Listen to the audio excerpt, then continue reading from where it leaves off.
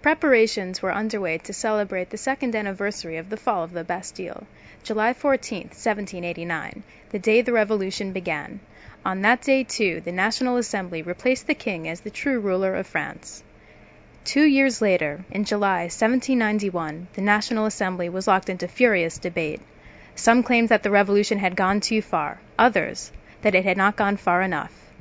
At issue was the new constitution. There were three main factions: the Jacobins, who sat on the left, the Conservatives, who sat on the right, and, in the middle, the moderates.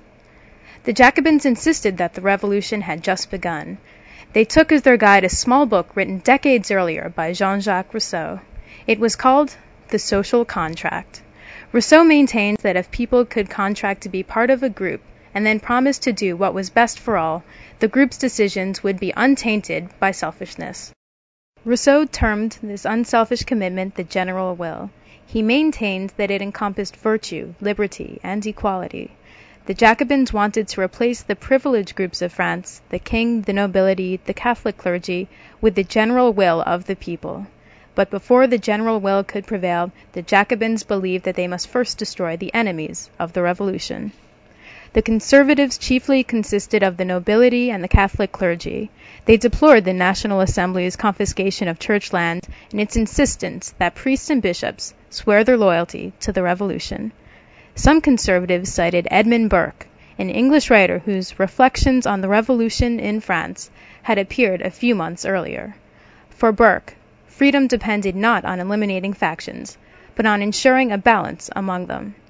The violence of the Parisian mob illustrated the tyranny of unchecked power. The Conservatives hoped to restore some of the functions of the king, the nobility, and the Catholic Church. The moderate faction had endorsed the revolution at the outset, but now they feared the violence of the mob in Paris.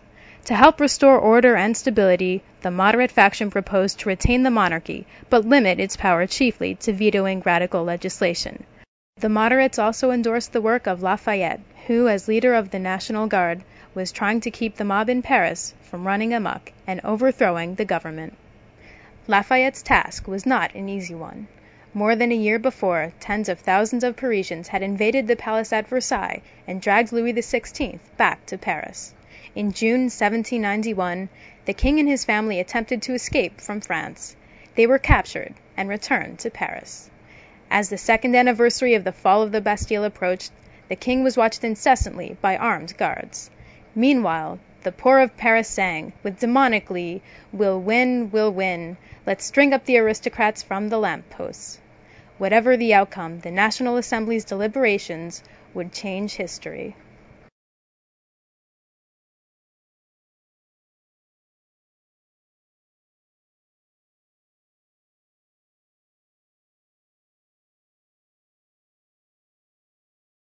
All right, you guys stop. Rousseau is not a cookbook for a government. No, but Rousseau is the utopian ideal. Okay, guys. I think there are people who want the actual society of Rousseau's general will, and there are those who want the best for France. And that's what they call the general will. And I think that is what the problem lies in, is because, and I think clergyman or Noble Bathsheba emailed us all about who could define the general will. And I was just wondering if anyone had, because I think a lot of us have different perceptions and different interpretations of what the general will is.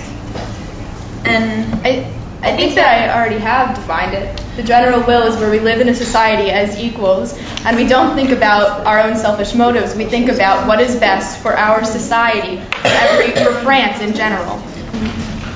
are you working towards the general will of France? Of course. Are you? Yeah.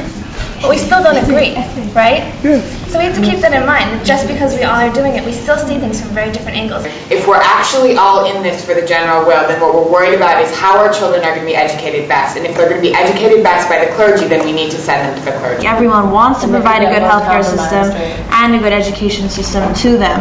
And I think what you're trying to say is that you want the state of France to be in charge of them, and you want public schools. But right now, the people who know how to do this is the church. Okay. All right. I think perhaps you would citizen that she was quoting Burke showed just how undevoted that faction is to the revolution. Burke is like totally anti-revolutionary. Everything he says is undermining this revolution and what we are trying to do right now. By quoting him, you are showing just how much anti-revolutionary that faction is. It is not anti-revolutionary in the sense that you think it is. You think it's anti-revolutionary in the sense that you think that he's trying to tell us we should go back to the ancient regime, and I don't think that's at all what he's trying to say. And I think that there are plenty of very applicable and logical and understandable ideas that he has there that I think all of us should incorporate into our lives. And who's to say that everything that Rousseau says is 100%. This is really important. I hate to break up the party here. However, we haven't talked about the royal sanction. We haven't changed that or amended that or given a full veto or any of those things. However, as it stands now in the Constitution, the king A has a substantive veto and B has to sign things into law. I would like to direct your attention to both of the articles I've submitted, and I would ask that they point to the fact that I truly am invested in the future of France and in the unity. And while I understand that the ancien regime symbolizes what many of you are very much against, what I ask you to see is that I am not the same king as I was then. And I think we can see just by fact that this is not necessarily working as well as it could, and that some sort of ultimate veto might help things along. And there need to be a checks and balances in the National Assembly. And I know that we all look out for the general will, but it is not necessarily known if the people, the elected officials who will come after us, will necessarily look out for the general will. And I think that Louis, in general, looks out for the welfare of the nation and will be, like Lafayette said, an upholder of the general will. Also, in terms of the ancien regime, it was a travesty. We were supposed to build on the ashes of that. We were supposed to build from that. Why would we keep around a relic? It's basically an obsolete regime. And in terms of what Lafayette said at our last meeting, that the king is a cultural figure and this and that and the other thing, if you want culture, maintain your plays, maintain your music. That's decidedly political. That is not culture. Oh, if he's approving our laws. Here all morning, listening to Lafayette's speech and everything else that's been going on, I have a few rebuttals to make. Now, Lafayette called the king a symbol of cultural tradition, and you admit that he does represent the ancien regime, which we are trying. This revolution is about getting rid of the ancien regime and moving forward to a society envisioned by Rousseau, embodied by the general will. The general will, yes, it is about putting aside partisan beliefs and moving on, doing what's best for the country instead of each selfish individual. This is what we are all here to do. However, after this, you said that the law is the general will. Kind of insinuate. Well, you definitely insinuated that the king, who has, by the Constitution, the legitimacy of making a law, that he is the general will. I personally just feel, as much as that is an ultimate utopian ideal, and I think that we should strive to reach that point, I think it is utterly unrealistic and impossible. This is a revolution. We're creating what we want for ourselves. I think you can say that you're creating as much as you want, but it needs to come out in fact, and we are misinterpreting human nature. Human nature will not subside to that. Although the king claims to be supporting the general will and the National Assembly, I think that this statement, which he wrote on 20th of June 1791, is pretty important. I hope that you will all listen to this. In this quote, he is discussing the National Assembly. When he refers to friends, he's referring to us in the National Assembly. Frenchmen, and especially you Parisians, you inhabitants of a city which the ancestors of His Majesty were pleased to call the good city of Paris, distrust the suggestions and lies of your false friends. He's claiming that we're lying to our French people, us, who are here for the general will. Return to your king. He will always be your father, your best friend. What pleasure will he not take in forgetting all his personal injuries and in beholding himself again in your midst when a constitution freely accepted by men shall cause our holy religion to be respected, the government to be established upon a firm foundation and made useful by its functioning, the property and position of every person no longer to be disturbed, and the laws no longer to be violated with impunity and liberty. And he admits to having made mistakes in the past, but I don't think there's anyone in the room who has not made mistakes in the past. And I don't think that there's anyone in the room who has fully embodied the general will in every part of their life. And right now we are at a turning point in our society, and I think that the king is a crucial part of our tradition and our history, and to throw that away would be a travesty. I think we need to think about the fact that everyone in here is changing and making progress, and our king is leading or attempting to lead that movement and the imperative of progress. So I think that having a veto for our king is a very important way to check the possibility of the will of all taking over as it has in the past and as it has been lately. He's two-faced, and he's against the National Assembly, something that we're all here for. And I think that what Citizen Vanessa said before completely proves that. And if you have any doubts, look it over again. If you weren't paying attention, look it over again, and you'll see exactly what his intentions are. He's showing one face to us and one face to his brothers. For instance, in May, his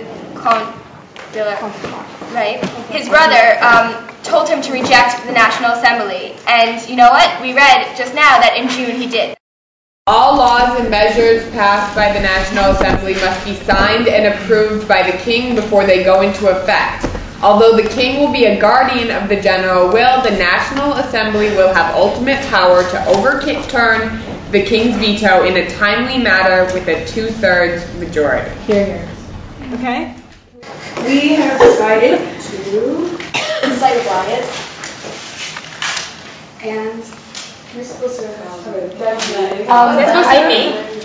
We just had a riot. There are like 9,000 people standing outside and they're creating rage over what's happened, especially by the women I think that the National Assembly needs to look at the crowd assembled out here with their love and support of Grant. We're all in danger in this room right now from the crowds outside, and I feel like I want a vote of confidence to authorize the National Guard to use force against these people who are inciting. The revolutionaries? These people are speaking hard. Listen. Okay, I'm asking that you listen to me. We're very controlled. It was just the general will is this. Violence against our government cannot be tolerated. These people are acting outside of the law, outside of the general will. They do not have the legitimate support of this body for their actions. And I would like you guys to vote with me to reinforce that they do not have the legitimate support. You are not part of the social contract. You are out of the social contract. They have broken the social They're contract. acting outside the law. I don't necessarily agree with them taking the laws into their own hands, but someone needed to do something. When you're talking about crowd control, they didn't enforce it, so people had to take matters into their own hands. These people are enemies of the revolution. We had to get them out of the country, out of Paris. So they're gone now, and we had to do that because the National Assembly didn't enforce their laws. When people start taking the law into their own hands, the National Assembly is worthless. And every member of this body is lucky to be alive because our lives were all threatened by an angry, violent crowd on Wednesday. And that's why you, not me alone, but you voted to put down the riot that occurred because it was dangerous, it was violent, it was disorganized, it was anarchy. It was exactly what we don't want. I think that everyone here seems to think that they were in danger. Last week when the crowd attacked, I didn't think I was in danger because I was here fighting for the crowd. You were in danger from the crowd because you were against them. You placated the crowd before, but did you try on Wednesday? No. You said leave. You didn't say, we want to hear what you have to say, just calm down. You said leave. Okay? I was never in danger from the crowd because I am here for the crowd. I am here representing the general will. Members of the National Assembly, it is a grave day in France. Late last night I received a message confirming the dangers expressed in the Declaration of Plunges. A quiet knock on my door was followed by this note being slipped under. Help is on the way. Soon France will be restored to its rightful regime. Your cooperation is expected. Leopold. Leopold assumes that I am in favor of his troops invading and wiping out all traces of the revolution. He thinks he's helping me. What he does not know is that my hopes lie in the potential peace and stability I know France is capable of. An attack would certainly not be conducive to such a goal, but it is too late for me to tell him. I believe they are on their way. We were mistaken when we thought that writing to the Pope and asking for forces was a good idea. Because of the reason that Vanessa just pointed out, that we are unprepared. However, for some reason, Leopold and those in Prussia, however you want to say it, have decided that they are unhappy with the situation and that they are going to attack. It is not a question of whether or not they're going to attack, but a question of when they're going to attack. And they are also under the mistaken assumption that the king supports this. If we sit back and do nothing, then we are going to suffer greatly. Lafayette said that we have other things to deal with, but I think dealing with some of our internal issues right now will help to deal with this. Right now, not everyone is allowed to be in the National Guard, and if we are planning on having an effective counterattack, I think that we need to have everyone who is willing to fight for France be able to fight for France. I think that right now we're splitting hairs. The reality of the situation is the king and the clergy both got information that these troops will be in Paris either today or Wednesday. We have several options. Either we can pursue other agendas and wait for them to get here and kill our citizens, or we can organize an army. It might not be as powerful of an army as theirs is, but they are going to crush the revolutionaries here unless we do something. They're going to shut down this assembly and they're going to take control of France as well. So regardless of whether we have an incredibly powerful army, some army is better than no army. I just think it's really amusing that today Lafayette is speaking is really worried about anti-revolutionary forces being revolutionary forces being crushed when he was the one firing against our citizens at our last meeting. But and also I was a little curious as to why these monarchs believe that our king supports them coming in here. You do not represent the majority of France, but a few select crazy Parisians. Crazy? Yes, I said crazy. Yes, I said crazy. Can I finish my thought? Second of all, I'm disgusted by the Jacobins in the crowd for using this situation, the danger that we're in, to manipulate the General Assembly. It's disgusting that you're taking this situation and playing a political opportunity. So I hereby make a motion to vote to declare war on Perugia and Austria. I'm not arguing that we're all fighting towards exactly the same goals for France right now. What I'm arguing is that we're all fighting for France, and that's all that's important. Somebody's not sitting next to us saying, hey, do you want to go to war now? No, they're invading. We can't just sit here just acting like babies and fighting over, no, you did this, no, you did that, no, the other one, no. Somebody's coming in, invading, and we have to do something now. If you have any love for France at all, we have to go to war. Here. Yeah. What we have to do is protect and make sure that there is a France for us to discuss and for us to defend and for us to recreate.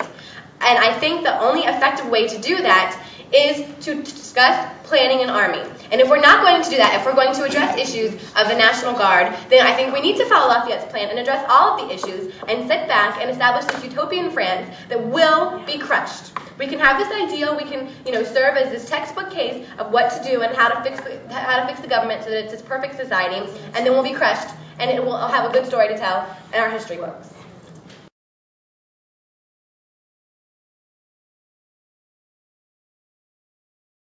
Reacting to the Past is brought to you by Barnard College. This pedagogical initiative has received funding from the Fund for the Improvement of Post-Secondary Education of the U.S. Department of Education. Reacting consists of a series of month-long games, each of which explores a moment when the collision of ideas has changed history. For more information on the programs, go to the website. Every reacting class has its own personality, and each class, though it is playing the same game and working through similar materials, responds to them in different ways. What follows is an unedited tape of my class's attempt to write a new constitution for France in 1791. We too debated whether the king should have veto power, whether the Declaration of the Rights of Man should protect property rights, and whether it was possible to create a government based on Rousseau's general will. I was a Jacobin. The king's power to veto, the assembly has taken over themselves and thus France. So, without the king's power to veto, we will become again have another tyranny. Danielle? Can I ask you a question? Are you a Republican? Republicans don't exist.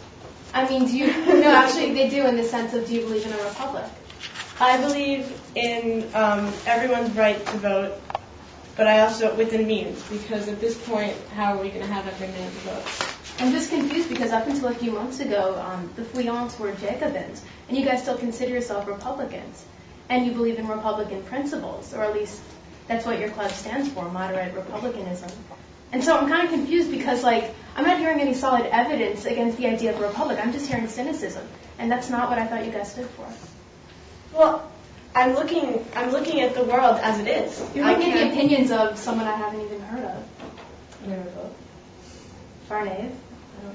I mean, I just don't see any concrete evidence. It seems that all we're getting here is cynicism, and that how a king can check elected representatives, the entire idea of the general will. It sounds like you don't believe in a Republican form of government. You don't believe in any feasible form of representation. It sounds like you just don't believe in Rousseau. I'm just wondering, No, it's not that I don't believe in Rousseau. I, in fact, do believe in Rousseau, but I know that Rousseau also created a utopia. He did not create a world within the world we live today. So do you believe in the general will? I believe in the general will within a means. It's hard for the general will to exist because it can be perverted. I believe in the general will if every man gets his vote, but every man does not have the chance to get his vote. Then you don't think I think what you're mistaking our cynicism to be is our being practical. What we're trying to do is be practical. We want the king to have veto power, and we want the king to have this limited role to be practical. We can't erase ourselves from history. It was our history. We've had a monarch for thousands of years, and we want him to have a little bit of power to represent to other countries and to represent ourselves, to not lose ourselves of our history. I mentioned in my paper, with this revolution, France has bought a new house, and we have the power to renovate it, add new rooms, etc., etc. But if we break the foundation and on what it was built, if we get rid of the king, the house will crumble. We can't just totally revolutionize France. We have a history and we can't part from it, is what we're trying to say. And we were a member of your club and we understand that. But to create tension between us, I don't think that's going to really do anything. We have to be moderate and we have to be willing to compromise. Deanie and Danielle. I just want to address very quickly just something said about do you believe in Rousseau? And I'd like to read a quote from Rousseau where Rousseau writes in his Discourse on the Science and the Arts, I will ask merely, what is philosophy? What do the writings of the best-known philosophers contain? What are the lessons of these friends of wisdom? To listen to them, would one not take them for a troop of charlatans, each crying from his own place on a public square, come to me, I alone do not deceive. When we take Rousseau to be the letter of the law, where we can't go in either direction from him, we're actually contradicting what he's saying. His philosophy is not meant to be applied in this strict way. We need to be able to work with it and compromise. Go ahead, Danielle. But it seems like all we're doing is compromising. It seems like you guys, I understand the need, I understand your arguments for moderation, I understand you're afraid of the instability that you see around you. But don't you realize that this is what the people of France want? Why is this a revolution and not just a revolt? This is because people want to erase their history. Why do you think we're talking about starting at the year 1? We want to erase the old regime, including all signs of the monarchy. We're not proud of our history. We want to erase it. And if you're talking about practicality and hard evidence, I mean, if you look at feudalism, you can't find more hard evidence than that. It's the slavery we've been living under for the last centuries. That's what we're trying to overthrow here. You seem just completely in denial of any possibility that it could work. Ritu, Palela, and the king. The people who represent you and are a part of you are starving in the street. and you say we must do it peacefully, but you sit in your cushioned chairs and refuse to rise and get your hands dirty. We are willing to sacrifice ourselves for the good of our country, and you are not. That is where the difference lies. Violence is a necessary thing because we understand the true values of natural birth. If there was a way that we can I just say something? Yeah.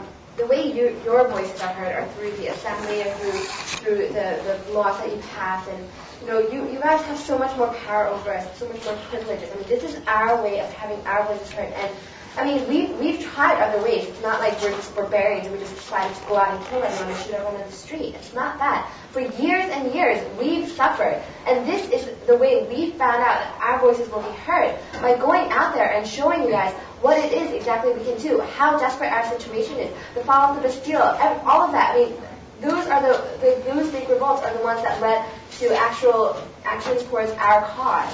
Those were the things that caused change. If you would pay attention to us while we were sitting peacefully, then we would have continued to do so. But you did not. You ignored us. And only until we became violent did anything change in this revolution. And we will continue to act violent until you are willing to change without us. Okay. We understand that. That's what we're doing. Order. Excuse me.